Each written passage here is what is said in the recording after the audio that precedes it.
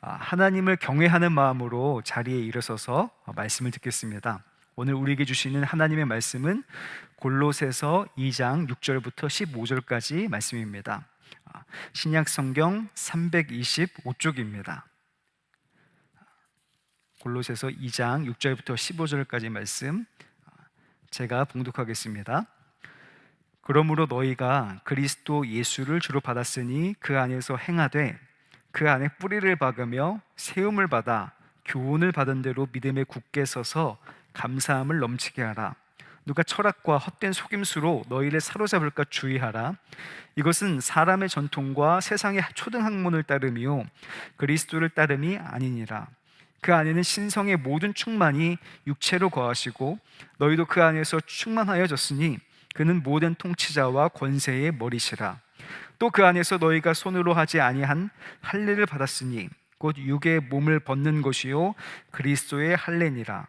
너희가 세례로 그리스도와 함께 장사되고 또 죽은 자들 가운데서 그를 일으키신 하나님의 역사를 믿음으로 말미암아 그 안에서 함께 일으키심을 받았느니라. 또 범죄와 육체의 무할례로 죽었던 너희를 하나님이 그와 함께 살리시고 우리의 모든 죄를 사하시고 우리를 거스르고 불리하게 하는 법조문으로 쓴 증서를 지우시고 제하여 버리사 십자가에 못 박으시고 통치자들과 권세들을 무력화하여 드러내어 구경거리로 삼으시고 십자가로 그들을 이기셨느니라. 아멘. 이는 살아계신 하나님의 말씀입니다. 우리 방금 읽은 말씀을 마음속에 새기면서 같이 고백하겠습니다. 이 책은 나에게 구원을 약속하신 하나님의 말씀입니다. 이 책은 나를 깨끗하게 하고 올바로 살게 하는 하나님의 말씀입니다. 나는 이 말씀을 의지하여 내 삶의 길을 가겠습니다. 말씀을 들을 때 우리의 마음과 귀를 열어주시고 믿음을 주옵소서. 아멘. 자리에 앉아주시기 바랍니다.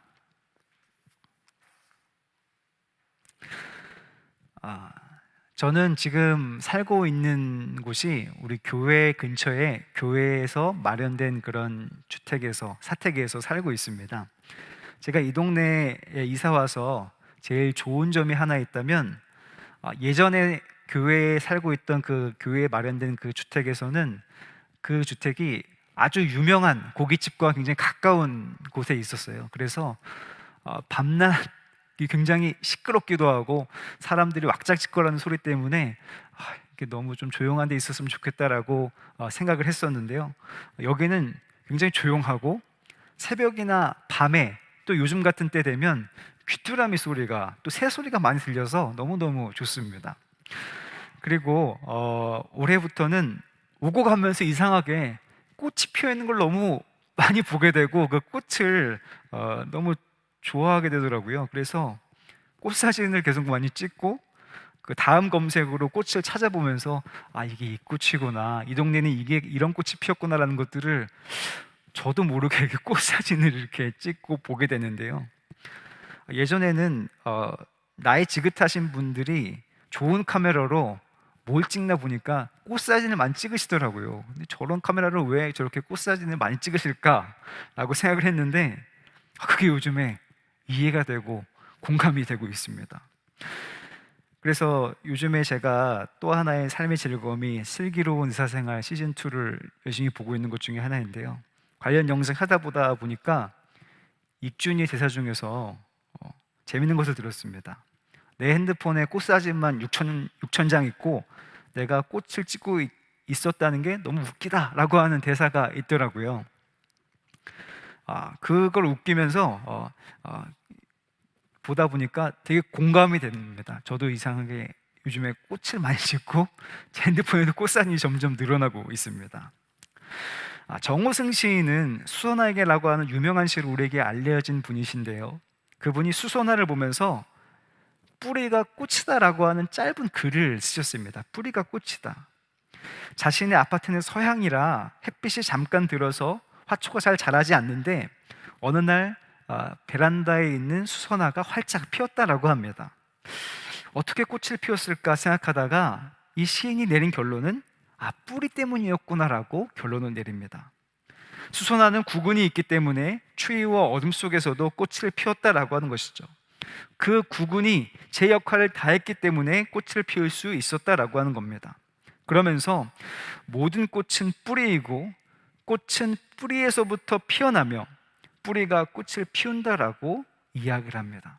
그래서 뿌리는 흙 속에 있고 흙 바깥에 한 번도 나오지 않지만 꽃만 아름다운 것이 아니라 꽃을 피우는 뿌리도 아름답다라고 정호성 시인은 이야기를 합니다.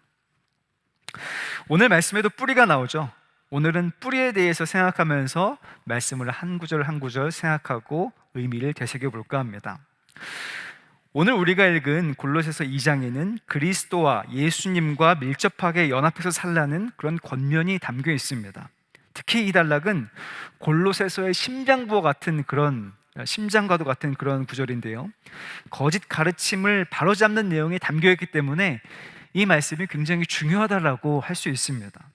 그 안에 뿌리를 받고 있고 서 있고 믿음을 강화하라고 하면서 철학과 헛된 속임수를 조심하라고 사도 바울은 골로새 교인 많은 분들에게 권면하고 있습니다. 8절 말씀을 제가 읽어보겠습니다. 누가 철학과 헛된 속임수로 너희를 사로잡을까 주의하라. 이것은 사람의 전통과 세상의 초등학문을 따름이요 그리스도를 따름이 아니니라. 여기 보면 철학과 헛된 속임수, 전통, 사람의 전통, 세상의 초등학문이라고 나오는데 지난주에 제가 설교할 때 혹시 기억하실지 모르겠습니다만 골로새 교회의 가장 큰 어려움은 이단들이 들어와서 그 이단들 때문에 굉장히 어려움을 겪었다라고 하는 것입니다. 사람의 전통과 세상의 초등학문에 따른 철학과 헛된 속임수는 사실은 구원과는 전혀 상관없는 그런 지식들이었습니다. 즉 유대주의에 입각한 것들이었는데요, 구체적으로 얘기하면 율법을 잘 지키는 것, 할례를 받게 하고 식사 규정, 금욕주의라는 것들을 이야기를 하고 있습니다. 그리고 당시 사회에서 유행하는 점성학이나 통속 종교의 요소들도 들어있다고 보는 분들이 많이 있습니다. 굉장히 범위가 넓고 이야기되는 것들이 다양합니다. 그러나 그 모든 것들은 하나같이 한 가지를 이야기하고 있는데, 예수님을 믿는 믿음만으로는 좀 부족하다, 예수님을 믿는 믿음만으로는 부족해서 뭘 하나를 더 해야 된다라고 하나같이 이야기하는 것들입니다. 그래서 그것들은 오늘날 우리가 사는 세상과 아주 유사합니다. 예수님을 믿는 것이 무슨 너의 사는 것에 도움이 되겠느냐라고 하는 것이죠. 예수님을 믿는 것, 예수님을 믿는 그런 신앙을 가지는 것이 너네들의 삶에 무슨 도움이 되겠냐라고 비아냥대듯이 말하는 겁니다. 구원받기 위해서, 살 길을 찾기 위해서 뭔가 더 필요하고 뭔가 더 알아야 하고 뭔가 다른 행동이 필요하다라고 주장하는 것들이기 때문입니다. 골로새 교회나 지금 우리가 있는 삶과 굉장히 비슷하다라고 할 수가 있습니다. 바울의 고백과 가르침은 분명히 일관성이 있습니다. 예수님을 믿는 믿음만으로 분명히 충분하다, 그 믿음만으로 우리가 살 수 있는 길을 찾을 수 있다라고 하는 겁니다. 예수님을 믿는 믿음 안에 다 있습니다. 왜냐하면 예수님 안에서는 신성, 하나님의 성질을, 하나님 성품을 볼 수 있는데, 하나님의 신성, 하나님의 성품은 아주 명확합니다. 예수님 안에 하나님의 구원이 있다라고 하는 겁니다. 예수님 안에 우리가 구원받을 길, 살 수 있는 길이 있다라고 하는 겁니다. 예수님 안에서 하나님의 살리심, 하나님께서 살 길을 내셨다라고 하는 겁니다. 살 길은 충만합니다. 예수님 안에서 충만합니다. 부족함이 없습니다. 가득 찼습니다. 예수님 한 분을 잘 믿고 닮아가면 풍성해집니다. 그 안에 있다면 말이죠. 여러분, 이것들을 믿으십니까? 정말 믿어야 됩니다. 그 안에서 풍성함을 경험해야 됩니다. 바울은 다시 할례 이야기를 합니다. 신약 성경에서 할례에 대해서 참 많이 나옵니다. 그만큼 이 할례라고 하는 것들은 유대인들의 아주 강력한 상징이었습니다. 그 할례를 뛰어넘지 않고서는 예수 그리스도의 십자가가 도대체 무슨 의미인지를 분명하게 설명할 수가 없었습니다. 바울 역시 율법을 따라서, 유대인이었기 때문에 율법을 따라서 할례를 받았지만 그의 교회를 향한 사랑은 할례라고 하는 상징과 싸움이기도 했습니다. 왜냐하면 그만큼 예수 그리스도의 십자가를 더 드러내는 것에 집중했기 때문입니다. 사람이 행한 것, 겉으로 드러나 육체의 흔적으로 결정되는 것이 아닙니다. 여러 번 드러나는 모습으로만 모든 것들이 결정되는 것이 아닙니다. 그래서 바울은 계속 겉으로 드러나는 할례보다도 마음의 할례, 여러분들의 마음이 어떤 마음인지를 강조했고, 오늘 말씀에서는 그리스도의 할례라고 하는 표현을 사용합니다. 그리고 말씀에 나와 있듯이 그리스도의 할례는 바로 세례를 뜻합니다. 세례입니다. 11절과 12절 말씀을 제가 천천히 한번 읽어볼 테니까 한번 잘 들어보시기 바랍니다.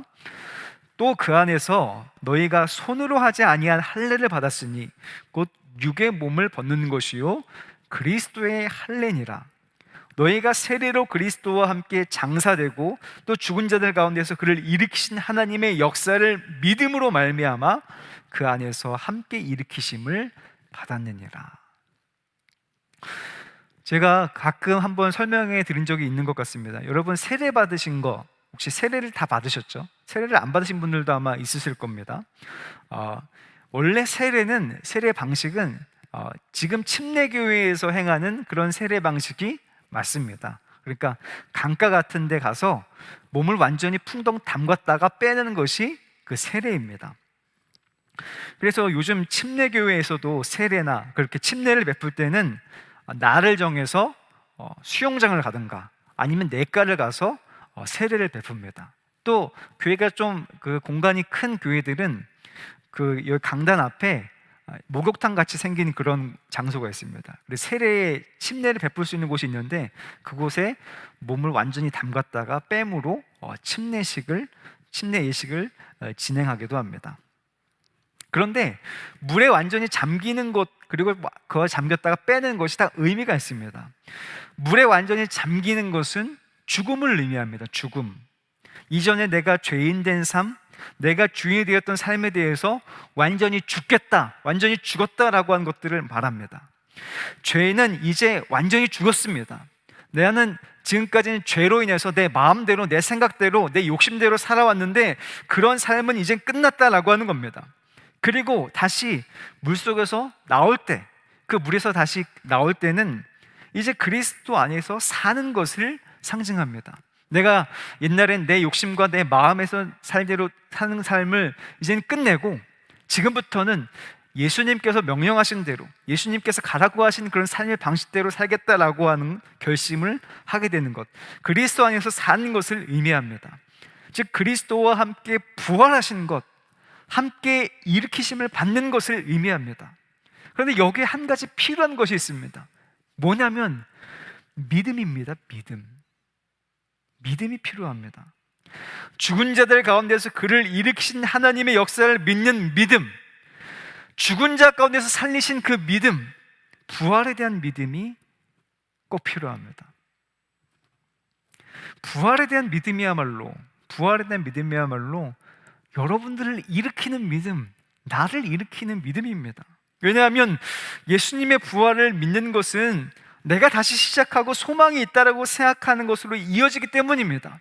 예수님께서 다시 살아나셨으니까 나도 다시 살아날 수 있겠구나라고 하는 것들을 믿는 믿음입니다. 여러분 혹시 무엇인가를 포기해 보신 적 있습니까? 포기해 보신 적. 나 포기해서 완전히 절망해 보신 적 있습니까? 나 이제 완전히 끝났구나. 나 이제 아무것도 못하겠다.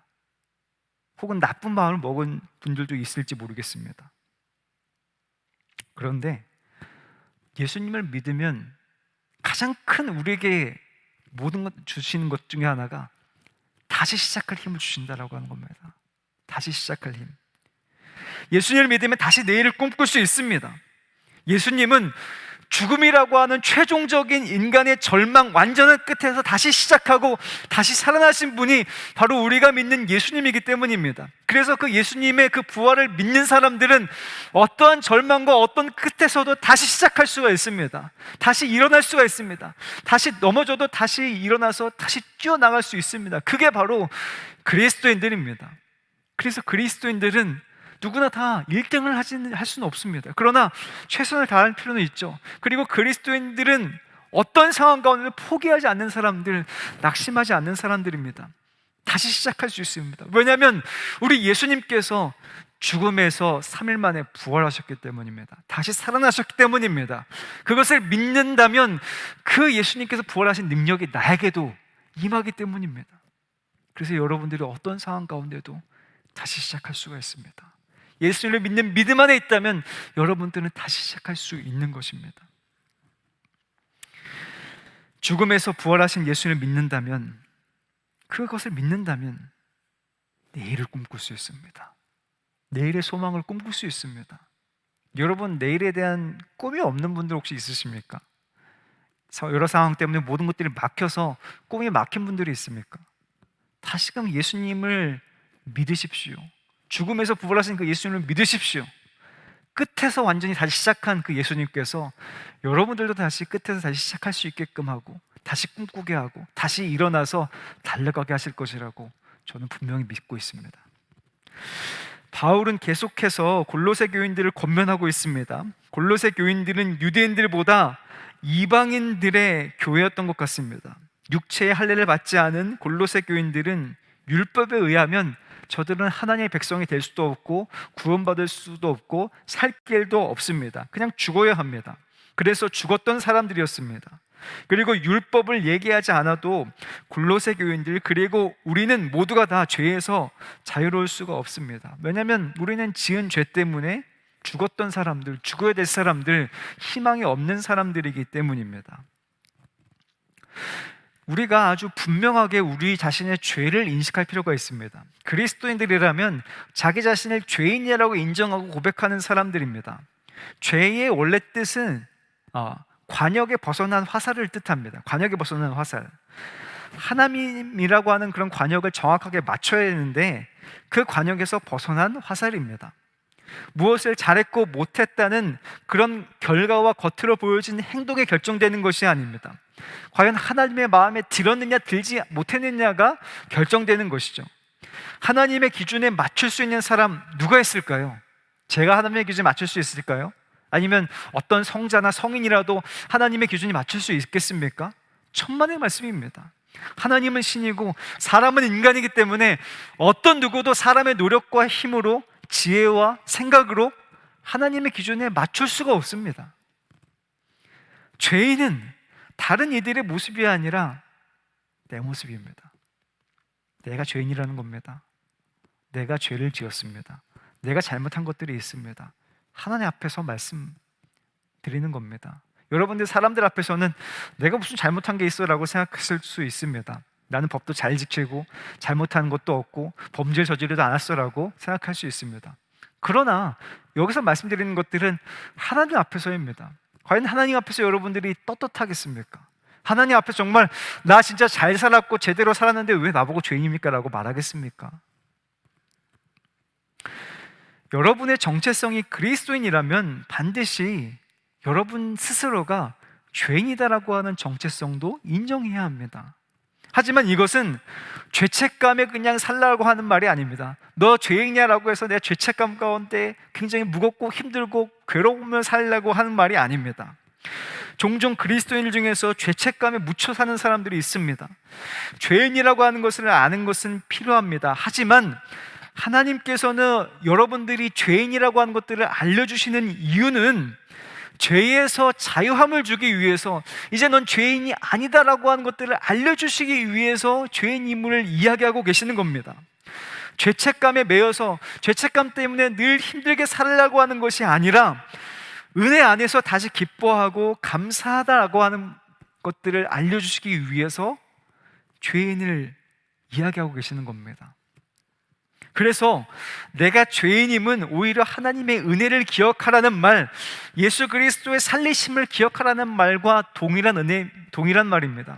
여러분들을 죄인이라고 얘기하시는 것들은 너 죄인이니까 잘못했어라고 하는 것에서 끝나는 것이 아니라, 그러나 난 너를 사랑하고, 그럼에도 불구하고 난 너를 좋아하고, 그럼에도 불구하고 난 너를 받아들일 준비가 되었어라고 하는 하나님의 그 은혜와 사랑을 체험하라고 한 것과 동일한 말입니다. 예수 그리스도의 살리심까지가 그리스도인인 나의 정체성, 나의 모습입니다. 그래서 죄인임을 인정하는 것은 하나님의 은혜, 십자가의 은혜를 인정하고 고백하는 것입니다. 그래서 여러분들의 정체성은 죄인일 뿐만 아니라 십자가의 은혜까지가 여러분들의 정체성입니다. 여러분들은 모두 그리스도의 핏값, 여러분 그리스도께서 죽으신 것들을 통해서 살아난 사람들이기 때문입니다. 여러분이 자기 자신의 죄를 고백하고 인정한다면 그 은혜가 분명히 따라옵니다. 하나님께서는 그 죄의 경중에 따라서 처벌하고, 혹시 이런 얘기 들어보셨는지 모르겠는데, 천국 가면 잘한 만큼 집이 크고 혹은 집이 작고, 어떤 사람은 황금길로 다니고 어떤 사람은 그냥 길로 다닌, 이런 얘기 들어보셨는지 모르겠는데 그러실까요? 그렇지 않습니다. 예수님께서 십자가에 달려 죽으셨고 우리의 죄악에 적힌 문서, 죄악에 상세하게 적힌 것들을 모두 다 파괴해버리시고 없애버리셨습니다. 이제 여러분들은 죄인이 아니다라고 하는 겁니다. 14절과 15절 말씀 읽어보겠습니다. 우리를 거스르고 불리하게 하는 법조문으로 쓴 증서를 지우시고 제하여 버리사 십자가에 못 박으시고 통치자들과 권세들을 무력화하여 드러내어 구경거리로 삼으시고 십자가로 그들을 이기셨느니라. 십자가로 그들을 이기셨느니라. 십자가로 말미암아 그 모든 것들을 이기셨습니다. 불리하게 하는 법조문으로 쓴 증서는 죄악을 적어놓은 종이라고 생각하시면 됩니다. 그것을 지우고 버리셨습니다. 죄악을 말소하셨습니다. 우리가 할 일은 아무것도 없습니다. 뭔가 가서 해야 되고 뭔가 많은 착한 일들을 쌓아야 되고 공덕을 쌓아야 될 필요가 없습니다. 그저 그 사실을 믿고 받아들이고 그 마음 가운데 그 사실을 의지하면 됩니다. 그것이 하나님께서 기다리고 바라시는 것입니다. 그리고 그 예수님을 믿고 의지하고 붙잡는다면 그 다음엔 예수님께서 여러분들 마음 가운데 들어가셔서, 여러분들의 삶 가운데 들어가셔서 여러분들과 함께 같이 착한 일도 하고 또 함께 하나님의 일들도 감당하고 함께 여러분들의 삶 가운데 동행해 주실 것이라고 믿습니다.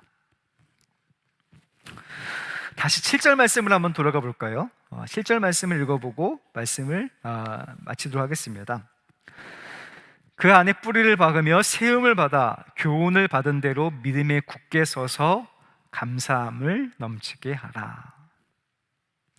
제가 시작할 때 뿌리, 꽃 이런 얘기 했었는데요. 여러분들은 모두 다 꽃입니다. 꽃. 저도 꽃이고 여러분들도 꽃입니다. 그런데 그 꽃이 예수님이라고 하는 땅에 심겨져야 됩니다. 예수님이라고 하는 땅에 뿌리를 내려야 됩니다. 예수님이라는 땅에 뿌리를 내려야 제대로 된 꽃을 피울 수가 있습니다.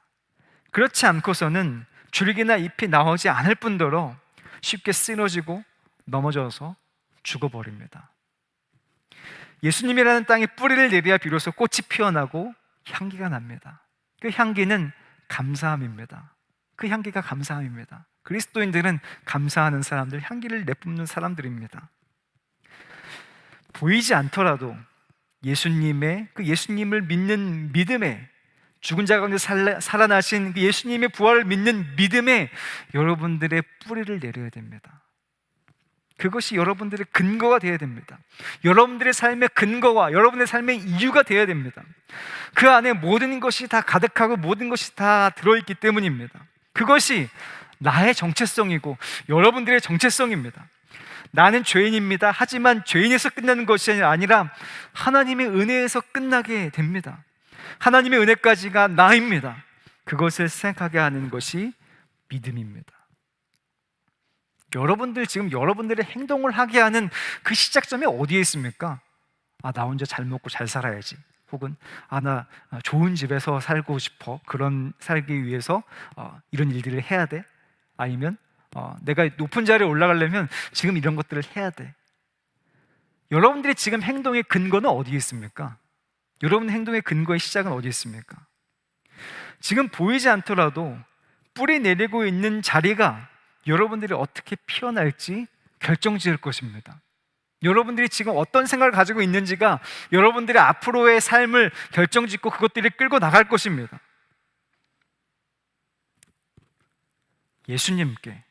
예수님을 믿는 믿음에 여러분들의 존재의 뿌리를 내리십시오.